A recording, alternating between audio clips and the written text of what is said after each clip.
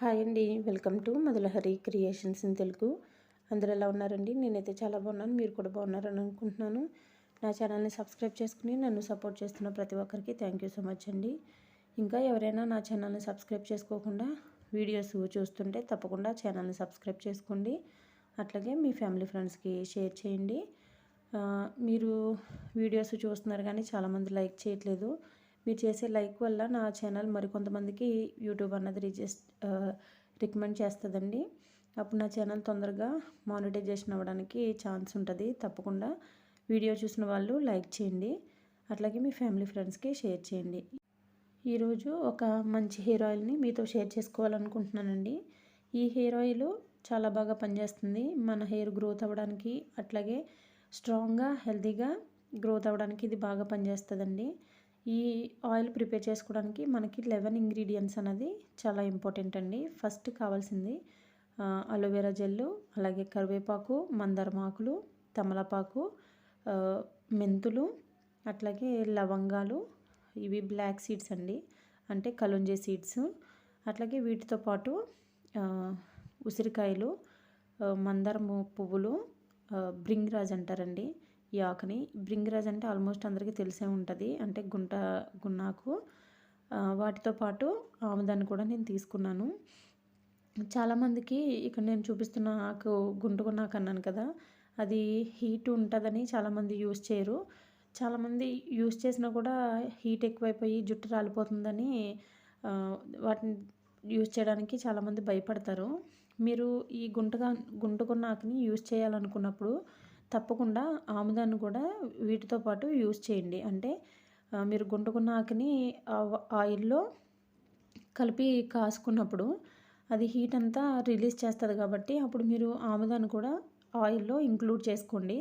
అప్పుడు తప్పకుండా మీకు హెయిర్ ఫాల్ అన్నది కంట్రోల్ అవుతుంది. ఎందుకంటే గుంటుగున్నాకు వేడి ఎక్కువ ఉండడం వల్ల జుట్టు అన్నది రాలిపోతుంది. అప్పుడు మనము ఈ ఆముదాన్ని యాడ్ చేయడం వల్ల ఆముదం చలవ చేస్తుంది కాబట్టి రెండిట్లకి సరిపోతుందండి. ఇప్పుడైతే నేను స్టవ్ మీద బాండీ పెట్టుకొని ఆయిల్ అన్నది వేసుకుంటున్నాను. బాండీ హీట్ అయిన తర్వాత నేను నార్మల్గా గానుగ నుంచి తెచ్చుకున్న ఆయిలే యూస్ చేస్తానండి. ప్రజెంట్ నా దగ్గర ఆయిల్ లేదు, అందుకే నేను పారాషూట్ హెయిర్ ఆయిల్ యూస్ చేస్తున్నాను. మీరు ఏ ఆయిల్ అయినా యూస్ చేసుకోవచ్చు. అయితే ఈ ఆయిల్ హీట్ అయిన తర్వాత ఈ ఆయిల్లో నేను ఆముదాన్ని యాడ్ చేస్తాను. అయితే ఈలోపు నేను తీసుకున్న ఇంగ్రీడియంట్స్ అన్నీ మిక్సీ పట్టుకుంటున్నానండి. మీరు మిక్సీ పట్టుకోవచ్చు, లేదంటే డైరెక్ట్గా కూడా ఇట్లాగే ఆయిల్లో ఇంక్లూడ్ చేసుకోవచ్చు. నేను ఎందుకు మిక్సీ పట్టుకుంటున్నానంటే మనం మిక్సీ పట్టినప్పుడు ఇది ఆయిల్లో తొందరగా ఇంక్లూడ్ అయిపోవడానికి, అంటే మెల్ట్ అయిపోవడానికి ఈజీగా ఉంటుంది. లేదంటే మనము ఇట్లాగే డైరెక్ట్గా ముక్కలుగా కానీ లేదంటే డైరెక్ట్గా వేసినప్పుడు వీటిలో ఉన్న పోషక విలువలన్నీ ఆయిల్లో తొందరగా రిలీజ్ అవ్వడానికి టైం పడుతుంది. అదే మనం పేస్ట్ చేసేసుకుంటే అది మెత్తగా ఉంటుంది కాబట్టి ఇది తొందరగా అబ్జర్వ్ చేసుకుని, అంటే ఆయిల్ ఈ ఈ పేస్ట్ని తొందరగా అబ్జర్వ్ చేసుకుని అన్ని విటమిన్స్ కానీ మినరల్స్ కానీ తొందరగా రిలీజ్ అవ్వడానికి ఎక్కువ ఛాన్స్ ఉంటుంది. అందుకే నేను ఇవన్నీ మిక్సీ పట్టేస్తున్నానండి మెత్తగా. ఇవన్నీ మిక్సీ పట్టుకుని మనము ఆయిల్ హీట్ అయిన తర్వాత ఆయిల్లో డిప్ చేసుకోవాలి, అంటే ఆయిల్లో వేసేయాలి. ఈలోపు నేను ఇక్కడ ఆయిల్ హీట్ అయిందని ఆముదాన్ని ఇంక్లూడ్ చేస్తున్నానండి. మీరు గుంటగున్నాకు తీసుకున్నప్పుడు తప్పకుండా ఆముదాన్ని అయితే యూస్ చేయండి. అప్పుడు మీ హెయిర్ రాలకుండా హెల్తీగా గ్రోత్ అవ్వడానికి చాలా బాగా పనిచేస్తుంది. ఈ గుంటగున్నాకులో చాలా ఔషధ విలువలు ఉంటాయండి. మన హెయిర్ బ్లాక్గా అవ్వడానికి కానీ రాలిపోకుండా ఉండడానికి కానీ చాలా బాగా హెల్ప్ చేస్తుంది. అయితే చాలామంది అయితే అంటారు వేడి వల్ల ఇది రాలిపోతుందండి. ఇది చాలామందికి తెలియదు. అంటే గుంటగున్నాకు మంచిది కదా అని చెప్తారు కానీ దీంట్లో ఎక్కువ హీట్ ప్రొడ్యూస్ అవుతుందని చాలామందికి తెలీదు. ఇక్కడైతే నేను ఒక మిస్టేక్ చేశాను. నేను ఈ పేస్ట్ ఏదైతే మిక్సీ పట్టుకున్నానో అది వేసిన వెంటనే ఆయిల్ అన్నది పొంగిపోయిందండి. ఎందుకు అలా జరిగిందంటే నేను ఆయిల్ ఎక్కువ తీసుకున్నాను కానీ బాండీ అన్నది చిన్నది తీసుకున్నానండి. మీరు అది గమనించండి. మీరు ఆయిల్కి తగ్గ బాండీ తీసుకోండి. అంటే ఆయిల్ ఎంత ఉందో దానికన్నా కొంచెం పెద్ద బాండీ తీసుకోండి. నేను ఏమీ అవదలే అన్నట్టు చిన్నది తీసుకున్నాను. తర్వాత పేస్ట్ వేయగానే అది పొంగిపోయింది. మీరు ఈ పేస్ట్ ఆయిల్‌లో వేసిన వెంటనే కొంచెం తిప్పుతా ఉండండి.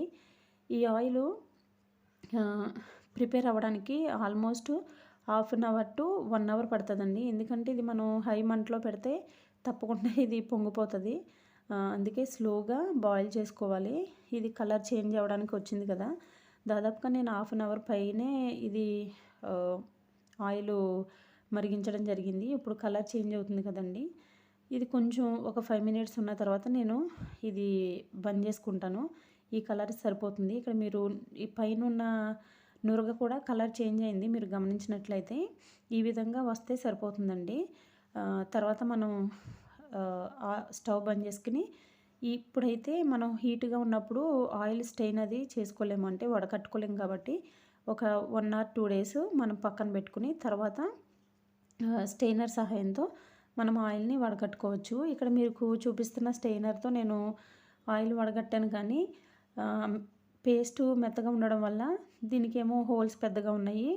అయినా మొత్తం చాలా వరకు పేస్ట్ అన్నది ఆయిల్‌లోకి దిగిపోయిందండి. మళ్ళీ నేను డబుల్ స్టెయినర్‌తో స్టెయిన్ చేశాను. మీరైతే ముందే చూసుకోండి ఇటువంటి మిస్టేక్స్ జరగకుండా. తెలిసినా కూడా ఏదో ఒక మిస్టేక్స్ జరుగుతూనే ఉంటాయి. నేను ఎప్పుడూ రెగ్యులర్‌గా ఆయిల్ అన్నది ప్రిపేర్ చేసుకుంటా. కానీ నాకు ఫస్ట్ టైము ఆయిల్ పొంగిపోయింది. అట్లాగే డబల్ స్టెయినర్ చేయాల్సొచ్చింది. మనకి ఎప్పుడైతే టైం ఉండదో అప్పుడే ఇలాంటివన్నీ జరుగుతూ ఉంటాయి. మీరైతే గమనించుకుని ఫస్టే మంచిగా చేసుకోవడానికి ట్రై చేయండి. కానీ ఈ ఆయిల్ అనేది చాలా బాగా యూజ్ అవుతుందండి.